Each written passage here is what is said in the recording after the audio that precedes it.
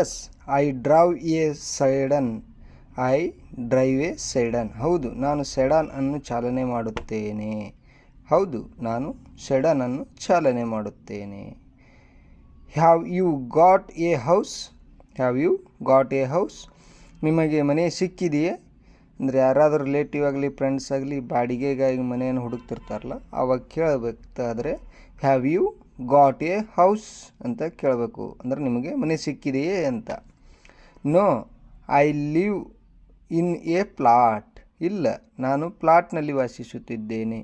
ಇಲ್ಲ, ನನಗೆ ಮನೆ ಸಿಗಲಿಲ್ಲ, ನಾನೊಂದು ಅಪಾರ್ಟ್ಮೆಂಟ್ನಾಗ ವಾಸ ಮಾಡ್ತೀನಿ ಅಂತ ಹೇಳ್ತೀವಲ್ಲ, ತಿರುಗಿ ಉತ್ತರ ಹೇಳುವಾಗ no I live in a flat ಅಂತ ಹೇಳಬೇಕು. Have you got any children? ನೀವು ಯಾವುದೇ ಮಕ್ಕಳನ್ನು ಪಡೆದಿದ್ದೀರಾ? ನೀವು ಯಾವುದೇ ಮಕ್ಕಳನ್ನು ಪಡೆದಿದ್ದೀರಾ? ಈ ರೀತಿ. Next, where were you? ನೀ ಎಲ್ಲಿದ್ದೆ? Where were you? ನೀ ಎಲ್ಲಿದ್ದೆ? I was in London for the weekend. ನಾನು ವಾರಾಂತ್ಯದಲ್ಲಿ ಲಂಡನ್ನಿನಲ್ಲಿದ್ದೇನೆ. ನಾನು ವಾರಾಂತ್ಯದಲ್ಲಿ ಲಂಡನ್ನಲ್ಲಿದ್ದೇನೆ ಅಂತ ಇದಕ್ಕೆ ತಿರುಗಿ ಉತ್ತರ ಕೊಡುವಾಗ I was in London for the weekend ಅಂತ ಹೇಳಬೇಕು. Have you got a car? Job, house, extra? ನೀವು ಕಾರ್, ಉದ್ಯೋಗ, ಮನೆ ಇತ್ಯಾದಿಗಳನ್ನು ಹೊಂದಿದ್ದೀರಾ ಅಂತ ಕೇಳೋಕ್ಕೆ have you got a car, job, house, extra ಈ ರೀತಿ ಪ್ರಶ್ನೆಯನ್ನು ಮಾಡಬೇಕು. Yes I have got a hatchback. ಇದಕ್ಕೆ ಉತ್ತರ ಹೌದು, ನನಗೆ ಮತ್ತೆ ಹ್ಯಾಚ್ ಇದೆ.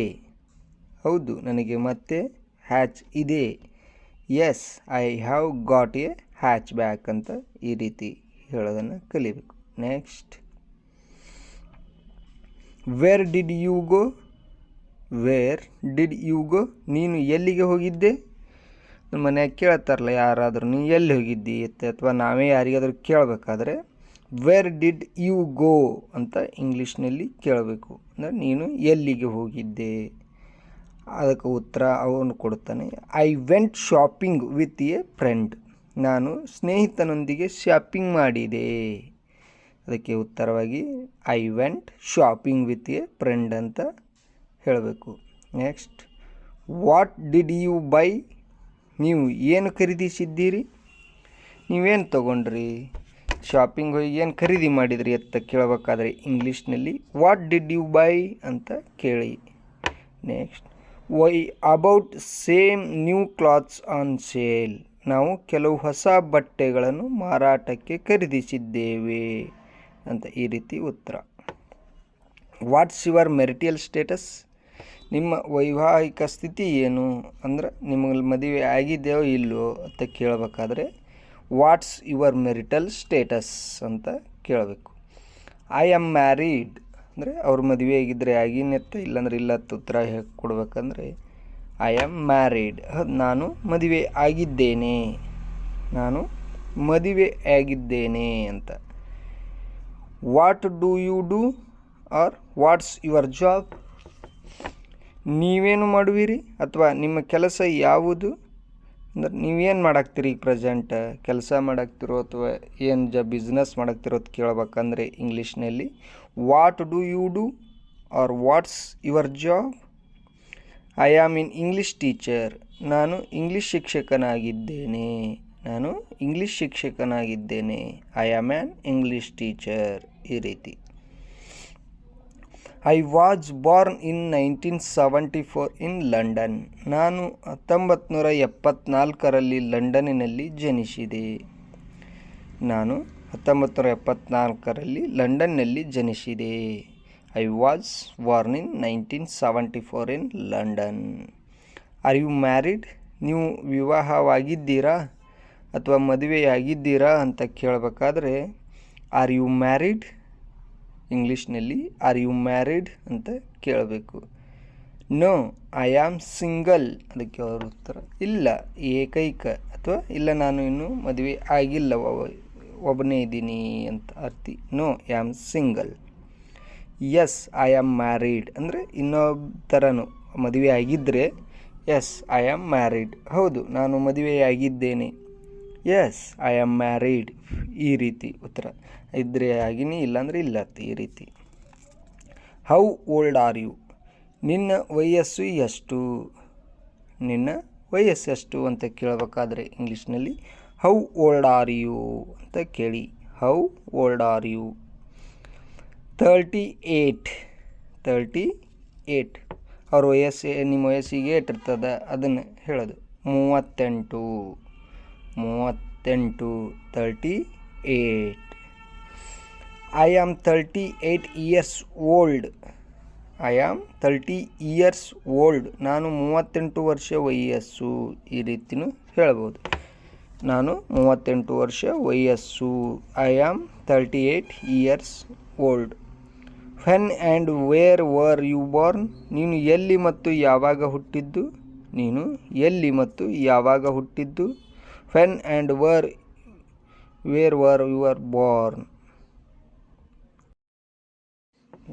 What is your address, what is your address, ನಿಮ್ಮ ವಿಳಾಸ ಏನು, ನಿಮ್ಮ ವಿಳಾಸ ಏನು ಅಂತ ಕೇಳಬೇಕಾದ್ರೆ ಇಂಗ್ಲೀಷ್ನಲ್ಲಿ ವಾಟ್ ಈಸ್ ಯುವರ್ ಅಡ್ರೆಸ್ ಅಂತ ಕೇಳಿ.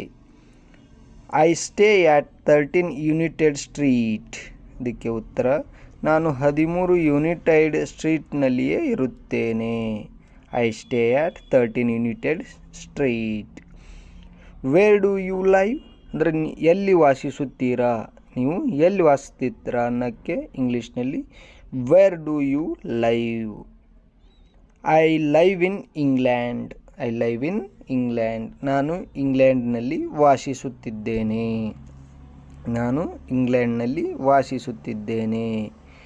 I live in England. ಈ ರೀತಿ ನೀವು ಹೇಳಬೇಕು.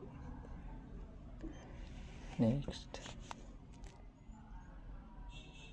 What is your family name. What is your family name, ನಿಮ್ಮ ಕುಟುಂಬದ ಹೆಸರು ಏನು, ನಿಮ್ಮ ಕುಟುಂಬದ ಹೆಸರು ಏನು ಅಂದರೆ ಹಿರಿಯರ ಹೆಸರು ಕೇಳುವಾಗ ಹೇಳ್ತೀವಲ್ಲ what is your family name. My family name is brown. My family name is brown. ನನ್ನ ಕುಟುಂಬದ ಹೆಸರು ಬ್ರೌನ್ ಆಗಿದೆ. ನನ್ನ ಕುಟುಂಬದ ಹೆಸರು ಬ್ರೌನ್ ಅಂತ. ಈ ರೀತಿ.